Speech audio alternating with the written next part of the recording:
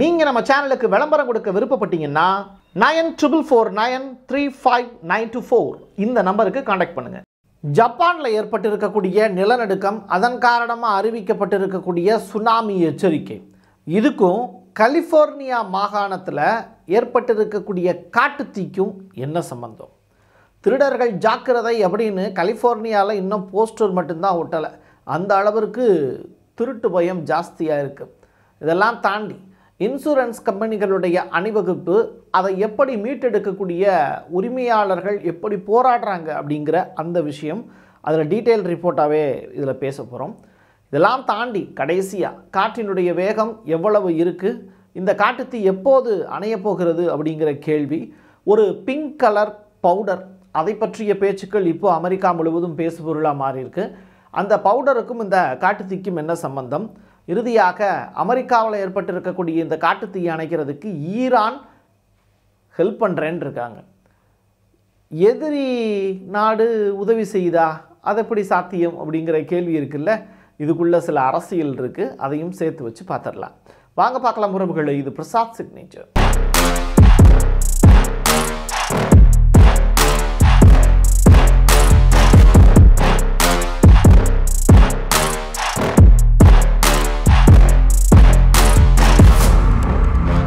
First, ஜப்பானில் இருக்கக்கூடிய வானிலை ஆய்வு மையம் இரவு 9:20 மணிக்கு ஒரு ரிப்போர்ட் ஒன்று ஃபைல் பண்ணியிருந்தாங்க. அந்த ரிப்போர்ட் என்ன அப்படின்னா, ரிக்டர் அளவுகோலில் 6.9 அப்படிங்கிற அளவுக்கு ஒரு பெரிய நிலநடுக்கம் ஏற்பட்டிருக்கு ஜப்பானில். அதுவும் தென்மேற்கு ஜப்பான் QZ அப்படிங்கிற பகுதியில் ஏற்பட்டிருக்கக்கூடிய நிலநடுக்கம். ரியாசாக்கி அப்படிங்கிற மாகாணத்தில் ஒரு பெரிய நிலநடுக்கம் ஏற்பட்டிருக்கு. இதன் காரணமாக சுனாமி எச்சரிக்கை விடுக்கிறோம் அப்படின்னு ஜப்பானுடைய வானிலை ஆய்வு மையம் கொடுத்துருக்கக்கூடிய அந்த அறிவிப்பு அப்படிங்கிறது ரொம்ப ஷாக்கான நியூஸ் தான். வீடியோ பார்த்துடலாமா?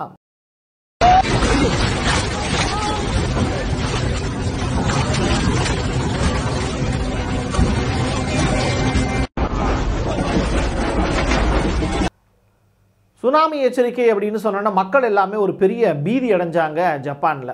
ஆனால் அதை தாண்டி அந்த நிலநடுக்கத்தையும் சுனாமியும் ஃபேஸ் பண்ணக்கூடிய அளவுக்கு தான் அங்கே இருக்கக்கூடிய கட்டடங்களுடைய அமைப்பு இப்போ கட்டிக்கிட்டு இருக்காங்க. ஏன்னா 2006 சுனாமி பற்றி உங்களுக்கே தெரியும். இதெல்லாம் கடந்து 2004 இல்லையா? இப்படிப்பட்ட சூழ்நிலையில் இப்போது ஈரான் கொடுத்துருக்கக்கூடிய அறிவிப்பு அப்படிங்கிறது, அமெரிக்காவில் இருக்கக்கூடிய காட்டுத்தீக்கு அணைக்க போகிறோம் அப்படிங்கிற அந்த ஒரு பெரிய உதவியை செய்கிறதுக்கு நாங்கள் தயாராக இருக்கோம் அப்படின்னு சொல்கிறாங்க. ஸோ அமெரிக்காவில் இருக்கக்கூடிய காட்டுத்தீ அணைக்கிறதுக்கு ஈரானால் எப்படி ஹெல்ப் பண்ண முடியும் அப்படின்னா, ஈரான்கிட்ட இருந்து ஃபயர் ஃபைட்டர்ஸ் அனுப்புகிறோம் அப்படிங்கிற ஒரு தகவலாக கொடுத்துருக்காங்க. இதை அமெரிக்கா இன்னும் கன்சிடர் பண்ணாமல் இருக்காங்க அப்படிங்கிற தகவல். பட் இதை கன்சிடர் பண்ணாங்க அப்படின்னா, ஈரானை அழிப்பதற்கும் மிடில் ஈஸ்டில் இருக்கக்கூடிய மக்களை அழிப்பதற்கும் தொடர்ச்சியாக அமெரிக்கா செய்து வரக்கூடிய சூழ்ச்சி, அதற்கு இப்போ தக்க பலனை தான் இயற்கை கொடுத்துக்கிட்டு இருக்குது அப்படிங்கிற ட்ரோல் மெட்டீரியல் அதிகமான அளவில் மிடில் ஈஸ்டில் பேச பொருளாக மாறி இருக்கு. இப்போது எதிரி நாடு அழிகிறத பார்த்து சந்தோஷப்படாமல் ஈரான் உதவிக்கரம் நீட்டுறோன்னு சொல்கிறாங்களே, அது எவ்வளோ பெரிய விஷயம். அப்போ ஈரான் எவ்வளோ நல்ல நாடு அப்படிங்கிற மாதிரியான விஷயங்கள்லாம் இப்போ ஃபேஸ்புக், ட்விட்டர் உள்ளிட்ட இணையதளங்களில் அதிகமான அளவில் பேசு பொருளாக மாறி இருக்கு.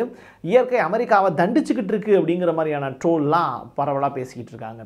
இது இப்படி இருக்க, இந்த சுனாமி அறிவிப்பு வெளியிட்டது, நிலநடுக்கம், ஜப்பானில் ஏற்பட்ட நிலநடுக்கம், இதுக்கும் காட்டுத்தீக்கும் ஏதாவது சம்பந்தம் இருக்கா அப்படின்னு ஆராய்ச்சியாளர்கள்ட்ட கேட்டப்போ அவங்க சொல்லியிருக்கக்கூடிய விஷயம் அப்படிங்கிறது, இது எல் நினோ உள்ளிட்ட சாதாரணமாக நம்ம பேசக்கூடிய வார்த்தைகள்லாம் கடந்து பூமியினுடைய சுழற்சியே இதனால் மாறி போய் நிற்கிது இந்த காட்டுத்தீயால்.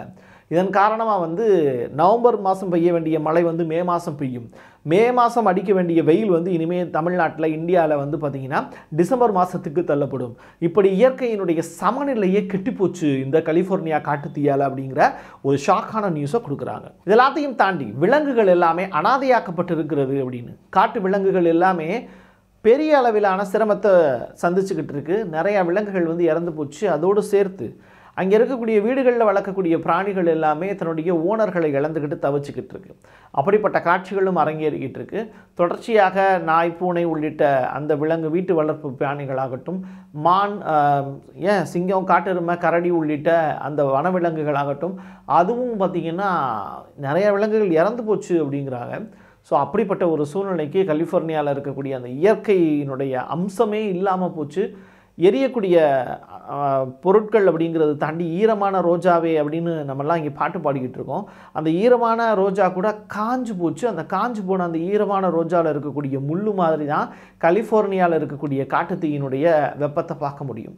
அந்த பச்சை முள்ளு கூட அப்படியே பத்தி எரியக்கூடிய காட்சிகள் அரங்கிறது. காரணம் என்ன அப்படின்னா, சுற்றிலும் வெப்பமாக இருக்கக்கூடிய அந்த காரணத்தினால பச்சை மரம் கூட அசால்ட்டாக பற்றி எரிஞ்சுக்கிட்டு இருக்கு. எல்லாத்தையும் தாண்டி அந்த பனி போர்ந்திய அந்த மலை பாங்கான இடங்களில் கூட சின்ன சின்ன பொருட்கள் கூட அதிகமான அளவில் எரிகிறது ரொம்ப பெரிய அளவில் இந்த தீயை வளர்க்குறதுக்கான ஒரு வேள்வியாகவே பார்க்கப்படுது.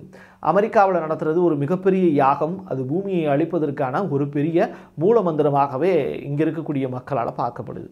2028 ஒலிம்பிக் போட்டிகள் அங்கே நடத்தப்படும் அப்படின்னு லாஸ் ஏஞ்சல்ஸ் நகரத்தை பற்றி பெரிய பெருமை பொங்க பேசிக்கிட்டு இருந்தாங்க அமெரிக்கர்கள். ஆனால் வைல்டு கார்ட் ரவுண்டை வந்து அங்கே நடத்துறதுக்கான பிளான் போட்டிருந்தாங்க. இப்போது ஹாலிவுட் நகரமே பற்றி எரியுது. ஹாலிவுட்டில் நட்சத்திரங்கள் நிறையா பேர் கலிஃபோர்னியாவில் வீடு வாங்கி வச்சுருந்தாங்க. ஏன் இன்க்ளூடிங் அமெரிக்காவினுடைய துணை அதிபர் இப்போது ட்ரம்ப்புக்கு எதிராக போட்டியிட்ட கமலா ஹாரிஸினுடைய வீடு கூட பற்றி எரிஞ்சுக்கிட்டு இருக்குது அப்படிங்கிற தகவல். இப்படிப்பட்ட ஒரு நிலைக்கு தள்ளப்பட்டிருக்கு அமெரிக்கா. அது வேதனையான விஷயம்.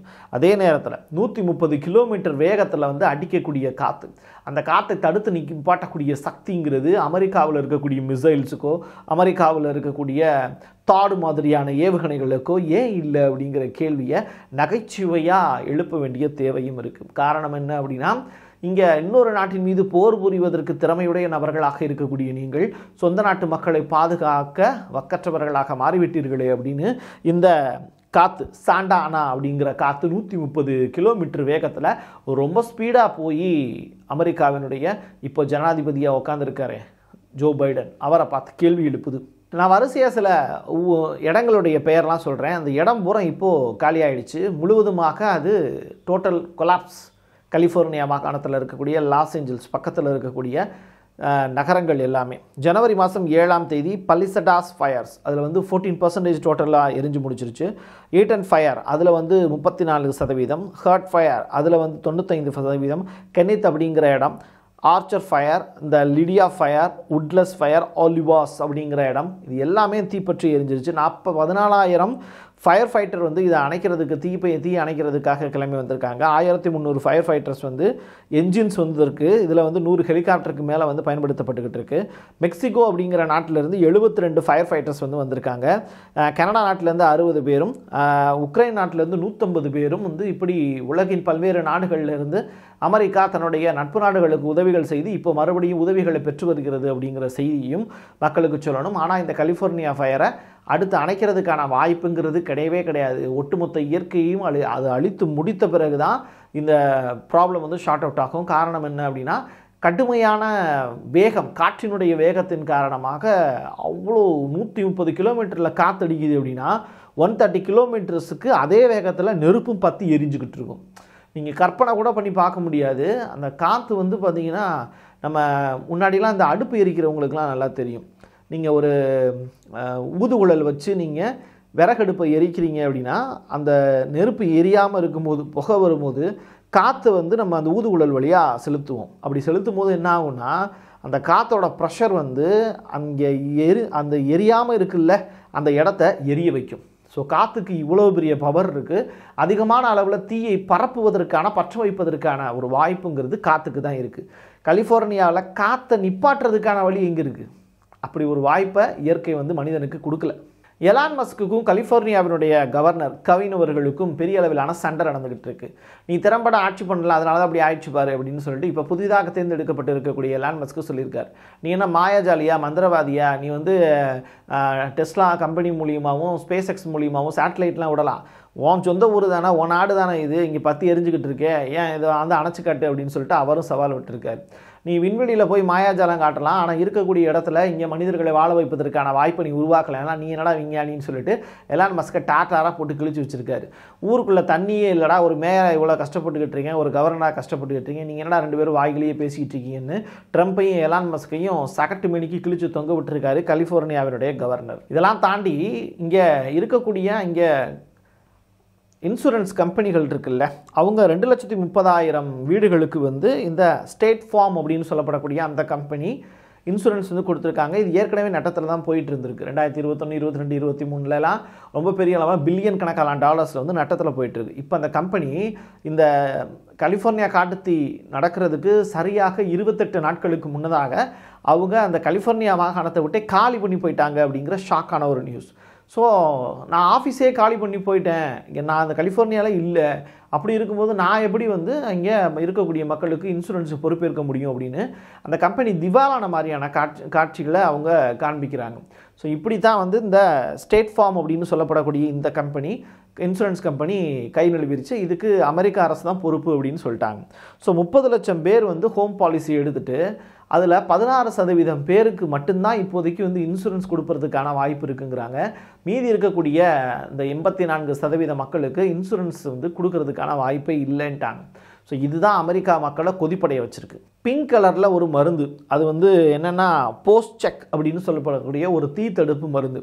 நான் ஏற்கனவே சொல்லியிருந்தேன் Z12 அப்படின்னு சொல்லப்படக்கூடிய அந்த டைட்டானியம் டை ஆக்சைடை பயன்படுத்துவாங்கன்னு. பட் இந்த பிங்க் கலர் பவுடரை பற்றின பேச்சுக்கள் அப்படிங்கிறது இப்போ அதிக அளவில் இருக்குது. அதிகமான அளவில் ரசாயனங்கள் தூவி அது காரில் மற்ற இடங்கள் எல்லாம் வந்து அதிகமான அளவில் காட்டுத்தீ பரவுறதை தடுக்கும் இது அப்படின்னு சொல்கிறாங்க. மேலும் வந்து பரவாமல் இருக்கிறது தடுக்குங்கிறாங்க. பட் இந்த பிங்க் கலர் மூலிமா பெரிய அளவிலான சாதனைகளை செய்ய முடியல. காரணம் என்னென்னா அந்த காட்டுத்தீயினுடைய வீரியம் வந்து ஜாஸ்தியாக இருக்குது. ஸோ அதன் காரணமாக இந்த பிங்க் கலர் வந்து செயல்பாடு வந்து பெரிய அளவில் இல்லைங்கிறாங்க. பட் இதை வந்து பல கிலோ கணக்கில் ஹெலிகாப்டர்ஸில் தூவிட்டு தான் இருக்காங்க. வேறு வழி இல்லை. இந்த மாதிரியான ரசாயனங்களை தெளித்தா மட்டும்தான் வந்து காட்டுத்தீயை அணைக்கிறது ஓரளவு சாத்தியப்படும், மேலும் பரவாமல் தடுக்க உதவும் அப்படிங்கிற நம்பிக்கையில் இந்த ஃபயர் ஃபைட்டர்ஸ் இந்த வேலையை ஹெலிகாப்டர் மூலிமா செஞ்சுக்கிட்டு இருக்காங்க.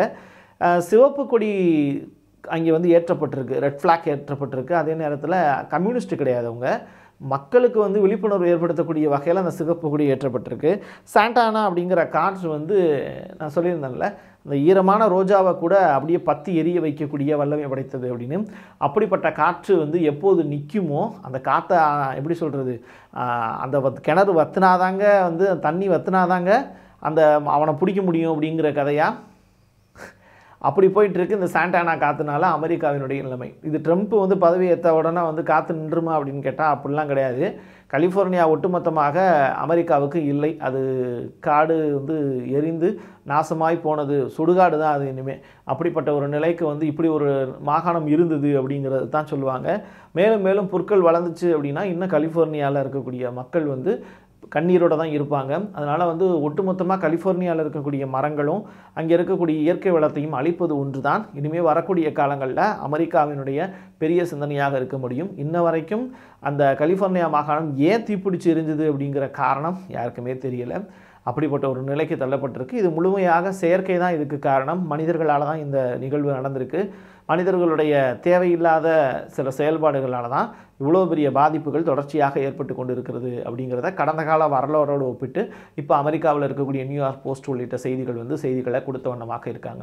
இறைவனர்களால் அமெரிக்காவுக்கு இதோடு போதும் தொல்லை, போதும் துயரம் அப்படின்னு நிப்பாட்டிக்கலாமா, இல்லை காசா மக்களுடைய துயரத்தை துடைக்க மறந்த அவர்களை படுபாதக குழியில் தள்ளியும் தொடர்ச்சியாக மரணங்களை அங்கு பதிவு செய்து கொண்டே இருப்பதற்கு காரணமாக இருக்கக்கூடிய அமெரிக்காவினுடைய கலிஃபோர்னியா நகரம் மேலும் எரிய வேண்டுமா அப்படிங்கிறத கமெண்ட் பாக்ஸில் பதிவு செய்யுங்க.